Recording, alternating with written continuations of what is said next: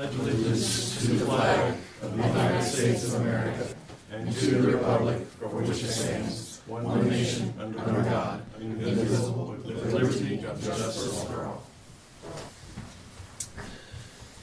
Dear Lord, we come to you tonight with plenty of business to do, but I think first and foremost we need to have all of our friends, families, neighbors, community as a whole. And we want to thank you for the blessing of keeping all lives, and want to ask for help and guidance for all the people affected to survive this, get through, and move forward, and just give us the strength to be helpful and be supportive and do everything we can to help our community. In Jesus' name we pray. Amen. Amen.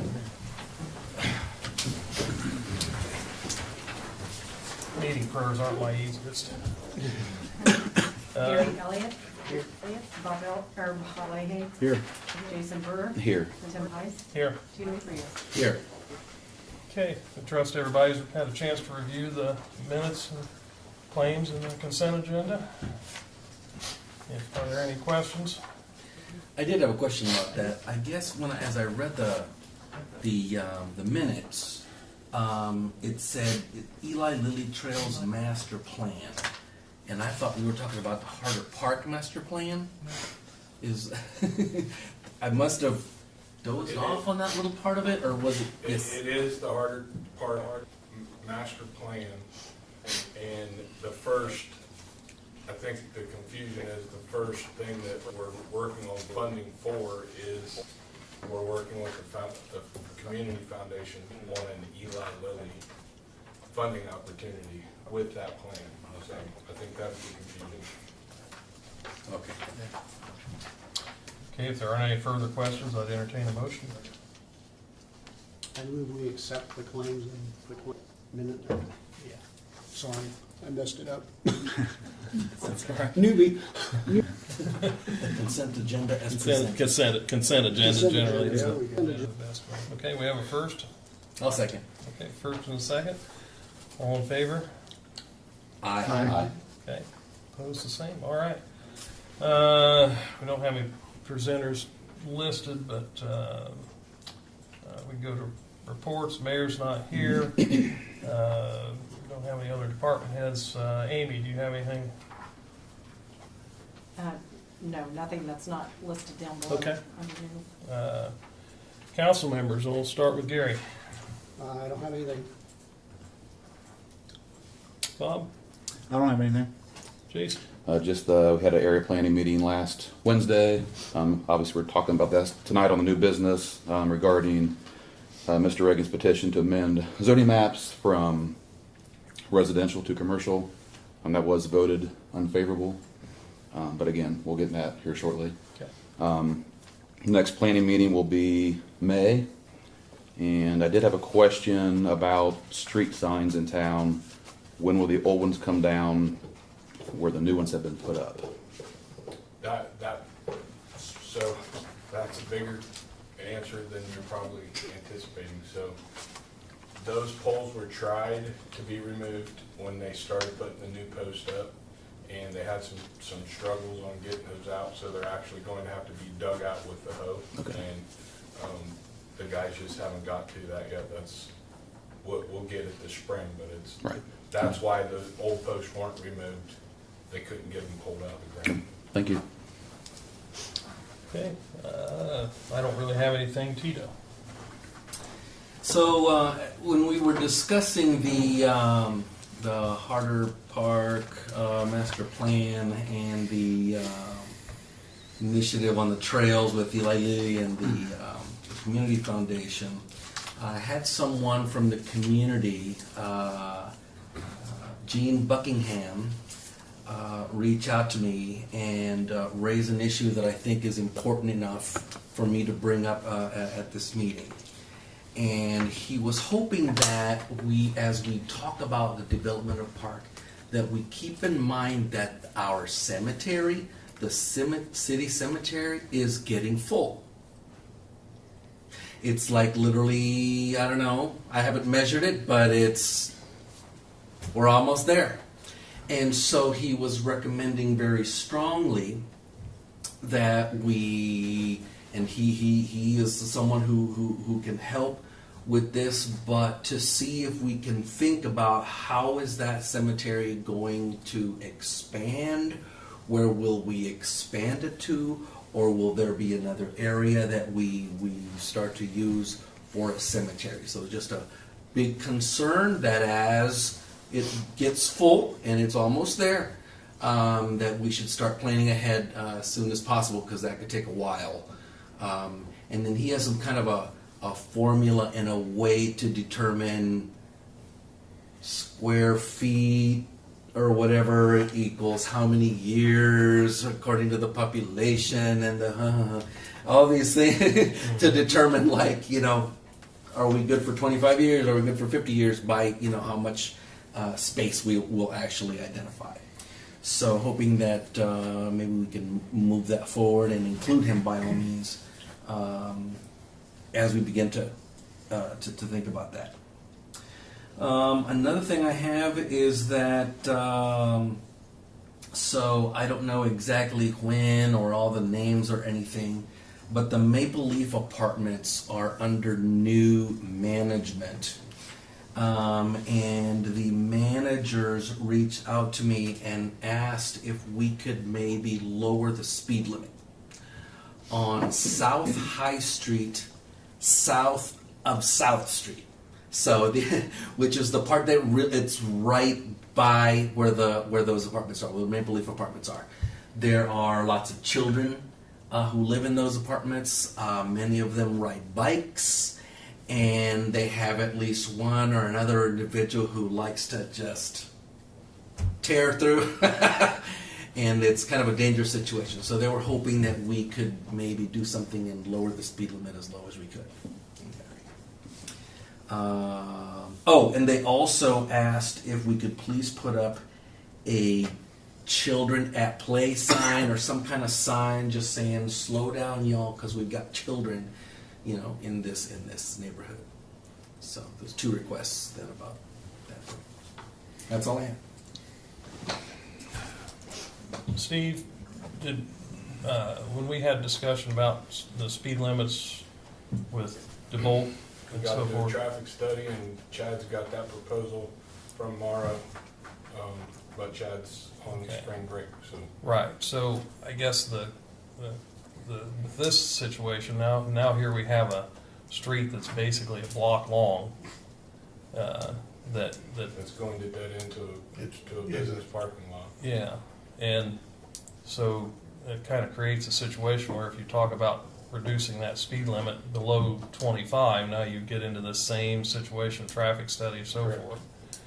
And I'm not sure how I much. would rather them just file a complaint with the police department so we can go talk to the one individual that's ripping through the Yeah. parking lot, and then have a face-to-face conversation about that specifically and see if that fixes it before we go through the Well, process. I almost wonder, this is me speculating a little too much, but almost wonder whether if the police took a look at that and see if there's a potential that you're getting into some sort of other charge or offense in terms of unsafe operation that goes beyond just speed, because in that short distance, even a 20-mile-an-hour speed limit is questionable, whether it'll be the effect. Yeah, Because it's I probably think the we have other acceleration that's avenues. the real problem. plus I think they, as a management company, have a significant hill to climb just to manage the property on top of all Right. everything else that Yeah, I they're know. saying today. Okay. Okay. Don't have a student representative here, so old business tax abatement area. We're nowhere on that. Okay. That's all been tabled on top of my desk because of the tornado. All right. Okay. All right. Ordinance 2024-04, ordinance designating an outdoor refreshment area, or DORA, Same thing. Same thing? Okay. Mars sent me the ordinance, I just gotta fill in the blanks, and I haven't had a chance to do Okay, that. yeah. Totally understand. Yeah. So that leaves us to TIF presentation. So you all should have this laying in front of you. This was prepared by Baker Tilly. Mara, you have this? Yep. So, this is just a required report that has to be acknowledged by council before, I think, the 15th of April, each and every year moving forward. This is new, this is just the data from 2023. So, it's just for your information. And to date, just to be clear, there's been no determination on anything through redevelopment for any of the TIF dollars that's sitting in the fund either. Are you open to questions, or did you want Baker Tilly I'm to? happy to try to answer any questions. Okay. Okay, so when I look at the, let me see here, at the finances, I think it's page 5 of this presentation, I see that for the Governor Gray Housing Development, we have 0 revenues. And yet we have total expenditures of $13,396.47. Correct. You How have is that possible? You have 0 revenue because there's been no change or no taxes collected on the property as of today. So that will be forthcoming. So as Mr. Ward pays his taxes for 2024, then there'll be dollars starting to go into that fund. So but that means that we're in the negative on that because we've spent 13,000. Correct. Okay. And I believe the 13,000 that was spent was the money to create the TIF district. I believe that's Oh. the appropriate description of the Pretty sure we did that. $13,000. So, and I don't know why I've not thought about this question in the past, but so with the TIF, you know, there were no taxes collected on this previously because it was owned by the city. So, so will the TIF collections is that going to be based on a base value and then anything, you know, as it started, or do all the dollars go into the TIF since it didn't collect any taxes before? I believe it's everything above the base. That's what my assumption was, but I just I wanted to make believe sure it's that the was. improvement that we're capturing. Yeah, so there'll be a base amount set and then the Is that improvements correct? on top Yeah. of that. It's the improvement that we're capturing the TIF on. Kind of locks it in at its status quo before the Right. project starts. Right. And then the new goes into that fund. Yeah. Okay. I was also curious. I see debt payments and total P&I. So what is it? Prime and interest, whatever. I see that there's an amount there, $1,700,000. Is that a bond? That's the bond. That's the Okay. bond. Correct.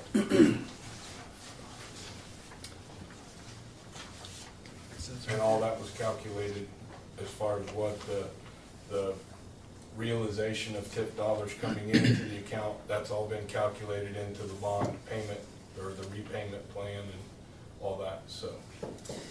And what are the fund balances? I mean, just with the numbers we said before, I just don't understand these fund balances. That's what we've spent in all these. I see all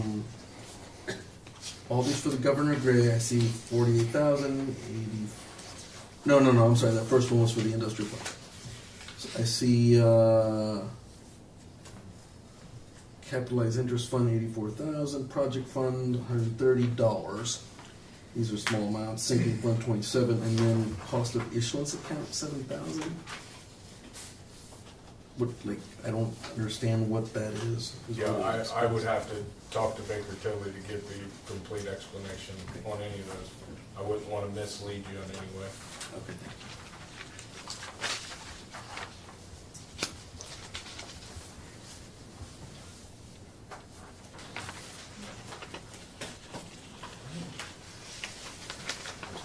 what, do we need to go any further? Do we have anything further we need to do on this thing?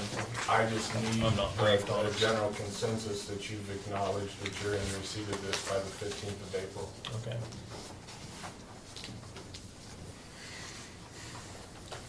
Okay. That could be a simple verbal motion. Okay, yeah. I'll entertain a motion to, just to acknowledge we receipt of this. Second. I'll make them, I'll go ahead, I can make the motion. Sorry. Even though I'm still a council member, so I can make the motion. Here. So we have a first and a second. All in favor? Aye. Aye. Okay. I do have a question. What does that mean in terms of bigger decisions? Okay, I acknowledge receipt as of April 15th. It's just a new legislative rule that had come out for 2024. The council has to acknowledge that they're in receipt of the TIF report by April 15th of each and every year Okay. moving forward. That's all it is. That's where the TIF is at. The real conversation about our industrial park TIF prior to creating the Governor Gray TIF is it was done with some struggles built into it, and for all the years, which I can't even at this point tell you how long we've had the industrial park TIF, but it was actually generating a negative revenue to the city. Mayor Spence and you guys fixed that, I believe in 2021, so now it's generating a little bit of money in the industrial park TIF. We're getting ready to make another amendment to that TIF district, and it'll start generating serious dollars once Workhorse completes their project. And then you guys created in 2020 and 2021 the housing TIF, and it's new enough that it's just not generated anything yet. Moving forward, those funds will be earmarked and theoretically spent with your approval through the redevelopment commission.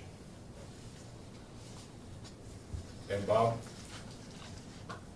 is that about accurate, since you're like the one that sat on the redevelopment commission the longest? That sounds right, but I'd have to have it in front of me to be sure. So we've had some issues with the TIF that was created originally. Those have all been corrected. Now it's starting to generate some positive TIF dollars. And the housing development, as they start building, is going to start generating TIF dollars each and every year.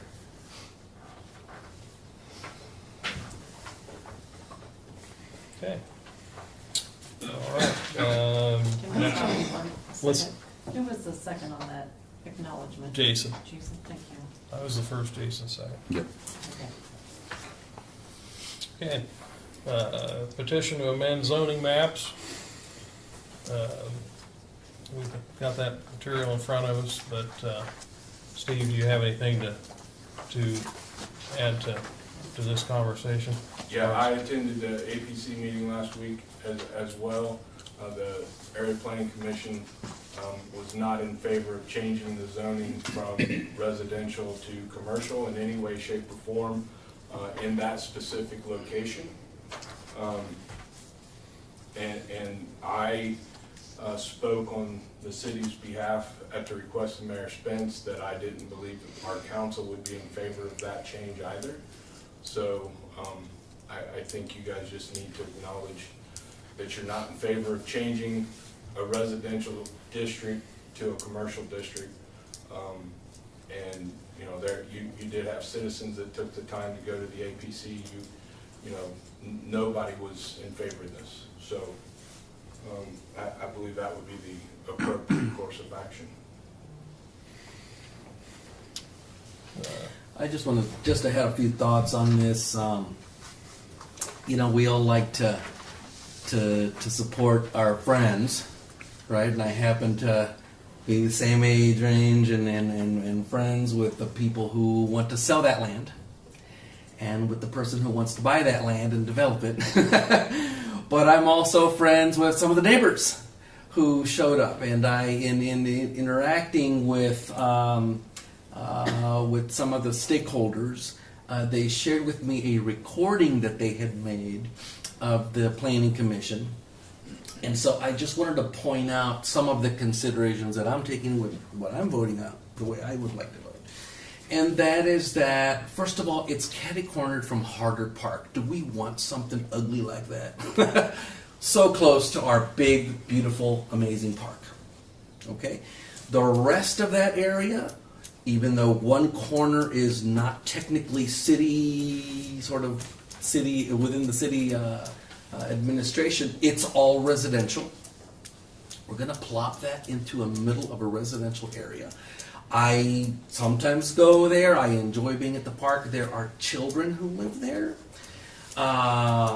in across division and then on Mitchell, and according to the people who spoke at that meeting.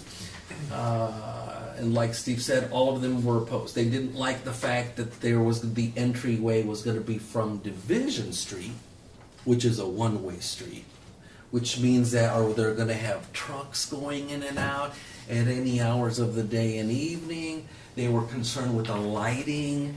I'm like, okay, they kind of like to sleep in peace without having a bright light shining in there, which is probably required for security for them. Trying to think if there was anything else. You know, it abuts to a couple people's backyards, you know, and they do have small children, and they were in doubt as to whether there would be a fence around that area, and a fence would make it look uglier. So all of which, you know, seems like for them it was a consensus that they made an unfavorable recommendation to the commission. Yeah, I'll add a little bit and some of us would kind of along the lines of what Tito touched on, but our traditionally our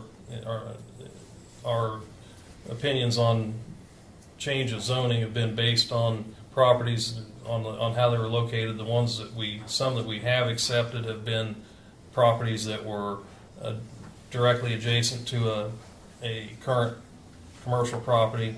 A lot of times on near a state highway, such as the change we granted Carts and Parts, where it's attached to their current business. And the only one I can think of that would not meet that exception was what we did many years ago with the location where Mark's Appliance is, that was never correctly zoned as it should have been really from inception. But it was always a building that was basically a commercial type building, had a residential designation, had been used on special exception, and then the path of area planning had changed where those were requested to be zoning changes, and that building was always used generally as a commercial type application, and that one is one of the rare exceptions where we would ever grant that type of exception in a residential neighborhood that's completely surrounded by residential. But generally the only exceptions have been where they were directly adjacent or connected to a commercial property, and it was maybe somewhat of an expansion, but then even that's, you want to be limited on that to not hurt your residential areas. But in this case, it's completely surrounded by residential, no commercial anywhere near it. So I think that's detrimental. But so I think we're consistent to the way we've ruled in the past. So if no other discussion, I'll entertain a motion to proceed on this. I will make a motion to reject the proposal from Scott Reagan to rezone property from R1 residential to C3 commercial for the purpose of building self-storage buildings in reference to APC 2024-7-C. We have a first, we have a second. I'll second it. First and a second. Amy, would take a roll call vote? Gary Elliott, Yes. Bob Leahy. Yes. Jason Brewer. Yes. Tim Heiss. Yes. Tito Frias. Yes. Thank you. Campsite and shelter rates. That was something Chad asked me to bring up when he was listening to what our current rates are at the park. Just something for us to start thinking about whether we want to increase the rates for, we don't have a campground, but we do have campsites available.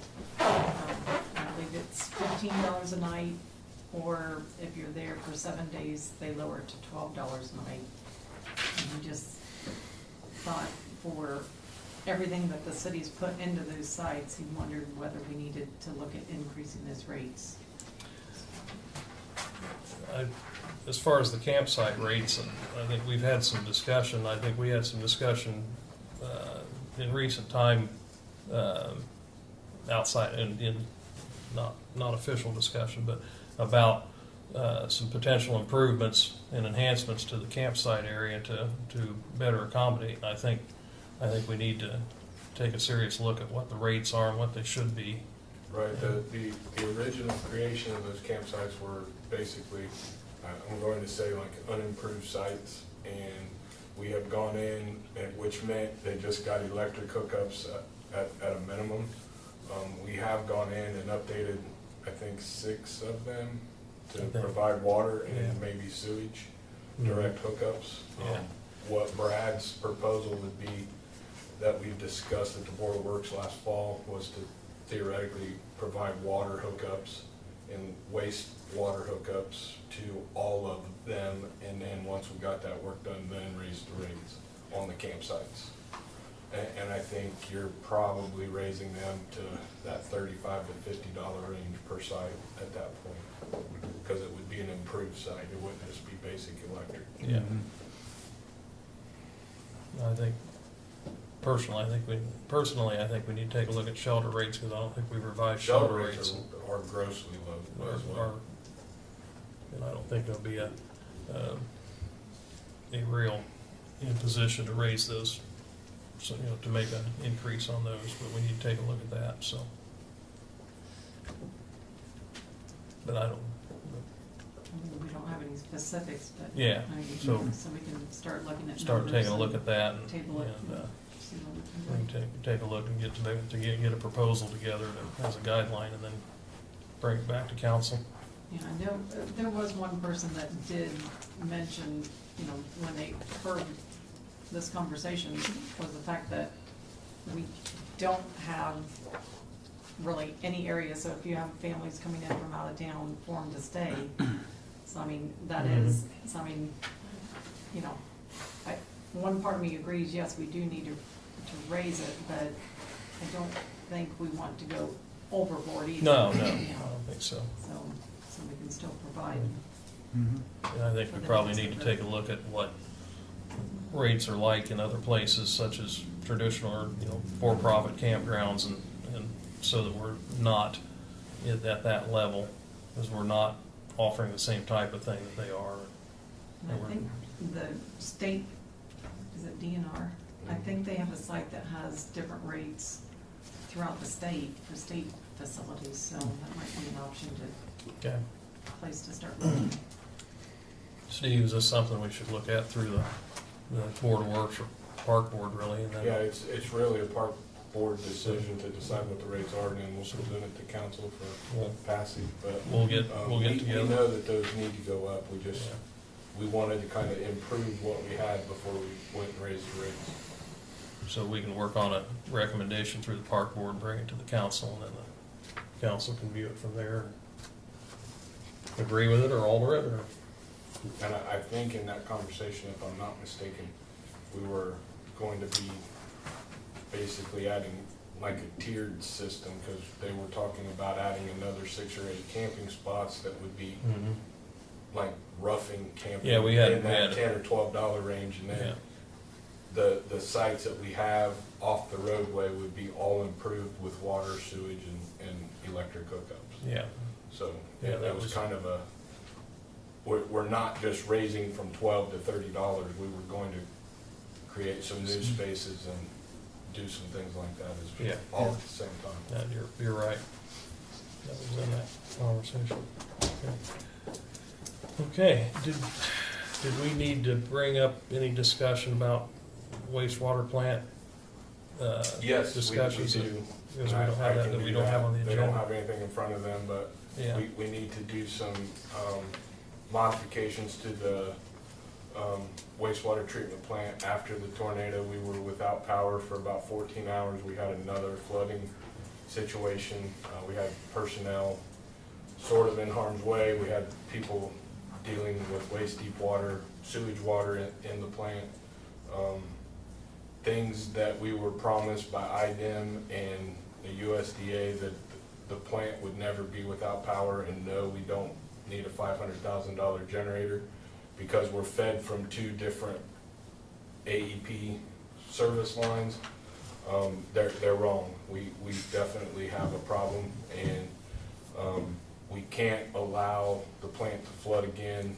The last time it really flooded, it was about $100,000 in damaged pumps and damage to the plant, and we can't go through that again. So the Board of Works today passed what we could pass to begin that process, but we need council's approval because one of the quotes, which would be, I think, coring the floor and putting in a 3-inch permanently mounted sump pump into that pit to directly plumb that water outside of the building.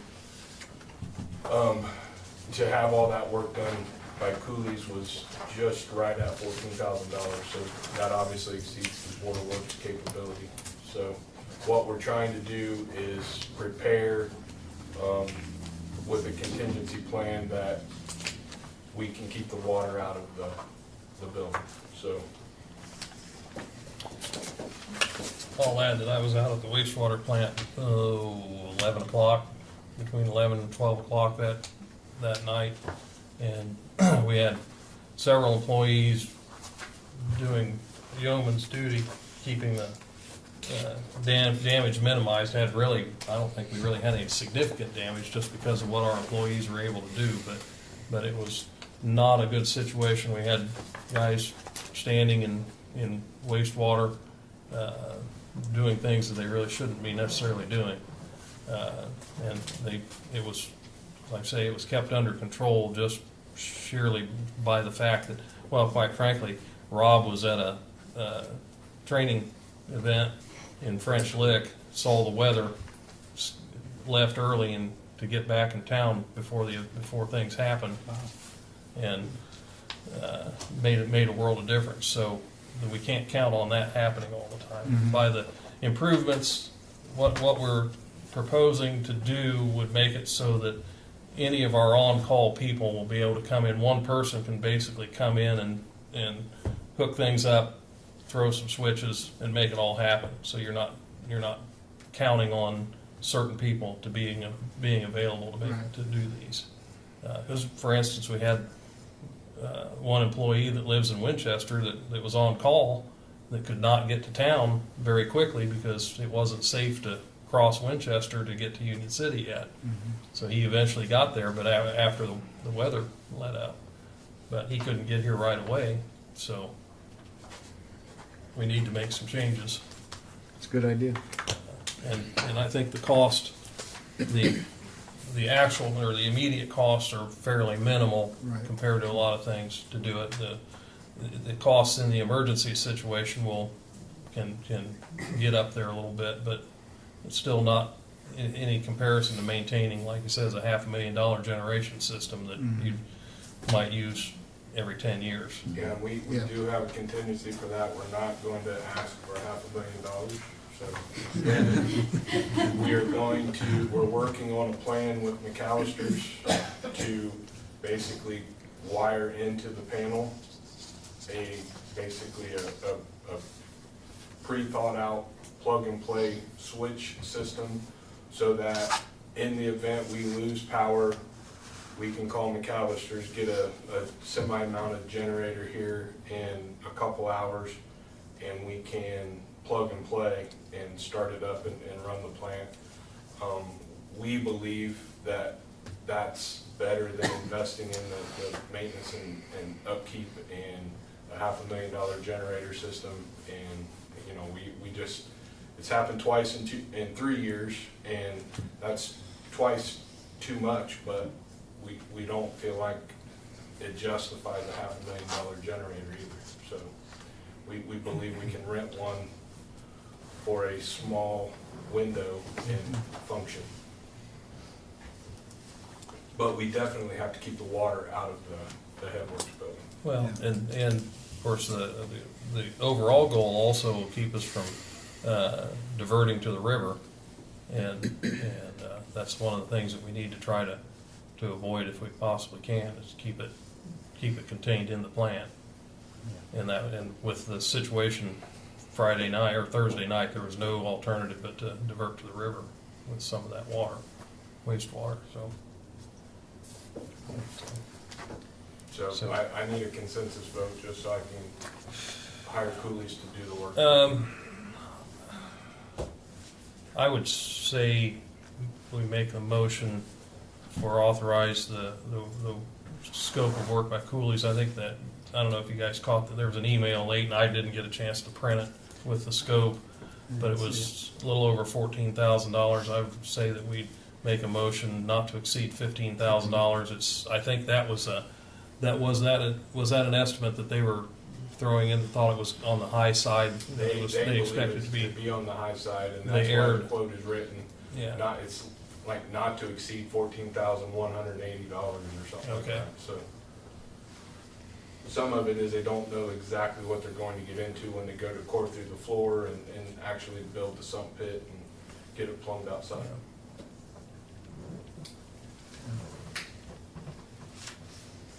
So are you making the motion then, not to exceed I can. 15? Yeah. I'll make the motion, we authorize not to exceed $14,180 for the, Actually, it was $14,275. I Okay. just looked at it. correct that amount to that number. Is that what you want then? Yes. 14,275? I'll second it, Amy. I don't think we're gonna spend that much money anyway, in the end. Okay, Amy, would you take a roll call vote? Yes. Gary Elliott, Yes. Bob Leahy? Yes. Jason Brewer? Yes. Tim Heiss? Yes. Peter Frias? Yes. Okay. All right. I don't think we have anything else, do we? Nope. Coming up with Just that Mitchell Avenue conversation, You wanna get into that? whenever, I didn't even look. at We're it. done with everything. Okay, so, yeah, with the tornado, with so many people across Randolph County being displaced home-wise, we have been approached, and I would like council's permission to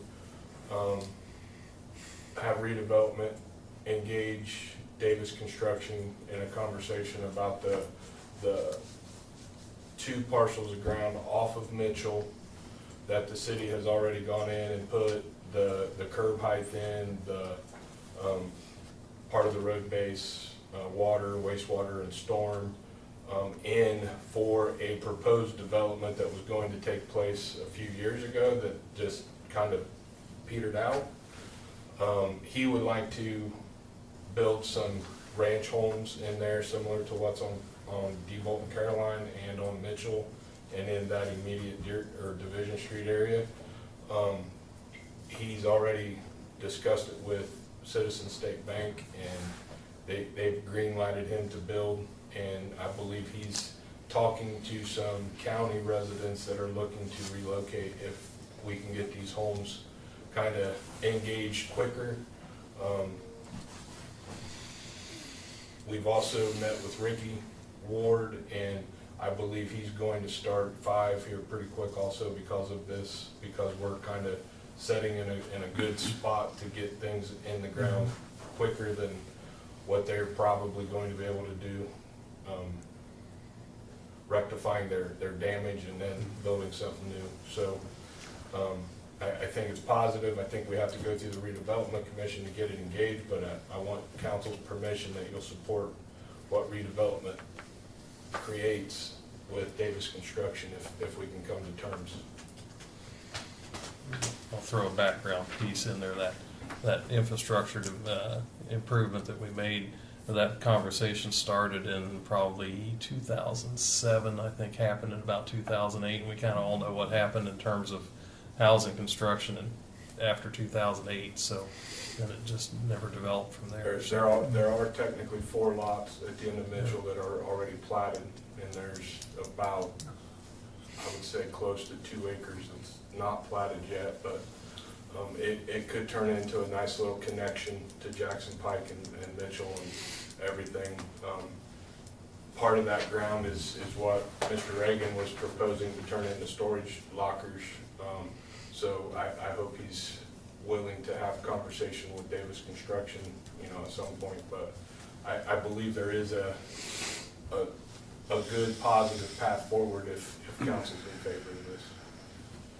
And Bonanza's he's getting ready to put, what, six more on Caroline. Yeah. So he's already moved some ground, Yep, stuff back there.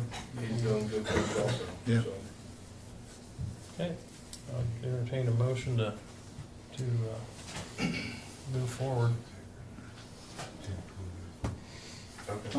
I'm moved that we move forward with the Mitchell Avenue project. Okay. First, I second. second? Okay. Who's the second? Tito. Yeah. Okay. Amy, would you take the roll call vote Well, on now that? I gotta go. Gary Elliott? Yes. Bob Leahy? Yes. Jason Brewer? Yes. Tim Heiss? Yes. Tito Frias? Yes. Okay. Thank you. Visitors wishing to address the board, stand, state your name and nature of business. Each person may have 3 minutes.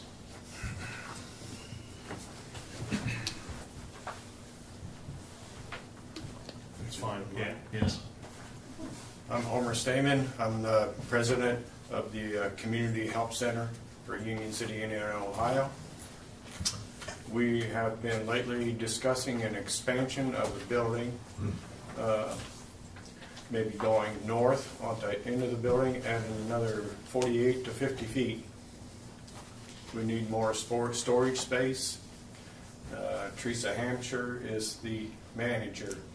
So we're here to wonder if we could get a possible grant through Indiana or the community somehow, if that's a possibility, to help us out on the funding of this project that we're trying to look at.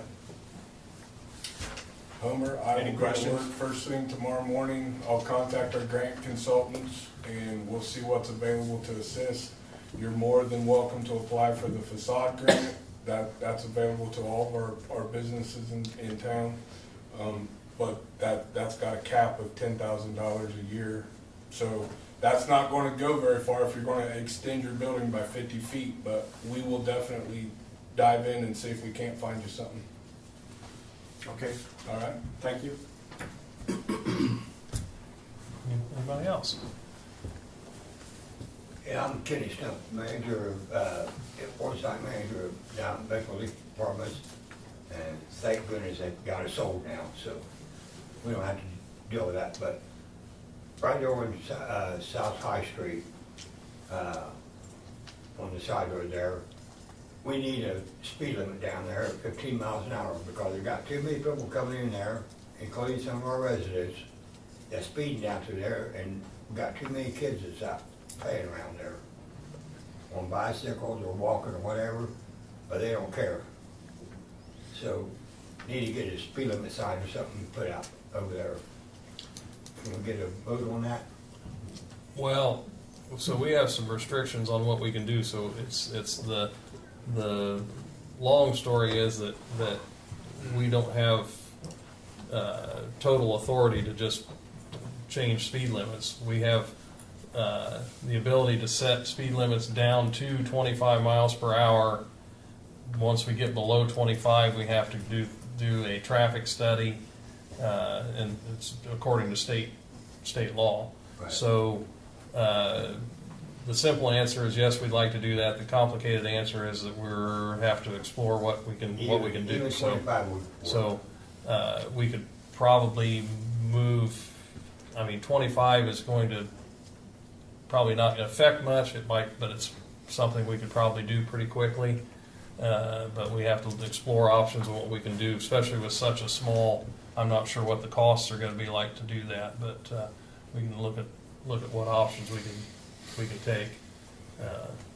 And I think, Steve, we could probably look at some signage We can otherwise. do the signage for a few $100s. If we can do That's not an issue, signage, but- I mean, as far as the children at play and various things, Oh, we can absolutely. get some of that done, so. But we, That can be done by the end of the week. we definitely want to be helpful and try to solve those issues, but, Yeah, but the new owners is gonna revamp the whole place over there, so, and that's gonna be taking place, April 26th, supposedly. All Don't right. quote me on that, okay.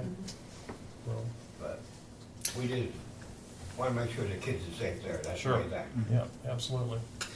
The other thing we discussed a little bit earlier was that if there is an individual that is speeding or doing it habitually, you can report that to the police and they'll go down and have a conversation with them about it. I tried that before, it didn't work. Leave that up to the chief. Okay. We'll see what we can do here. So, Well, you're good people then. well, Well, everybody's good. That's besides the point. Take that as a compliment. we appreciate it, and I appreciate I'd say the help. we're looking forward to some improvements there. That's, I think They that's- need a bunch of it, that's- because it's tenant cloud, that's a different story. yeah. You can't talk to a person. Yeah, yeah. Yeah, I think this owner is a little closer to being local than what we've had. Yeah, they're out of Richmond. Richmond, yeah. So I do know that much. that's a definite improvement, so. Yeah. Okay, anybody else? Jim?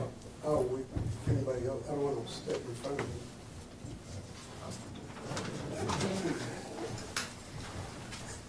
I tend to talk a little bit longer than anybody else. I'm glad not to see a 3-minute thing that usually he takes, oh, there he is. Get it out. I can turn it on. Oh, I'm sure. I'll set No. the timer. Oh, yeah. No, I like that. I'm representing Winchester.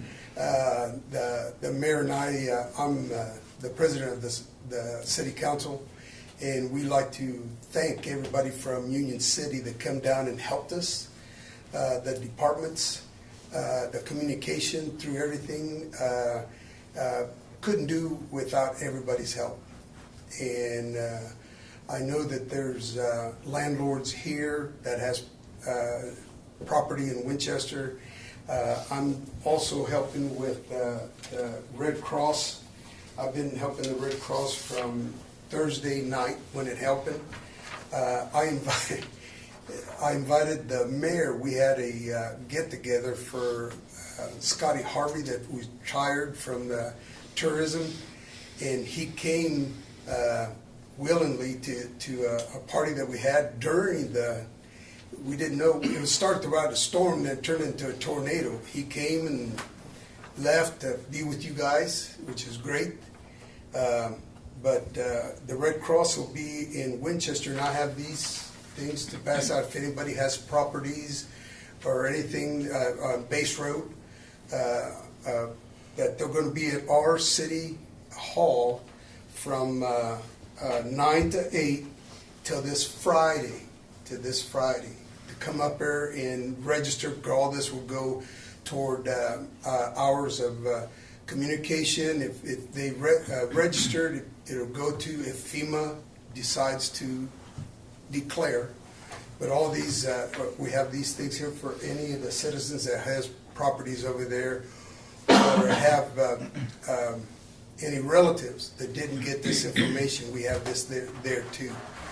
And I also went to the 4-H ground today to find out how long they're going to be there to help anybody in Randolph County with their supplies, because there's a church organization that's there with supplies that they still have.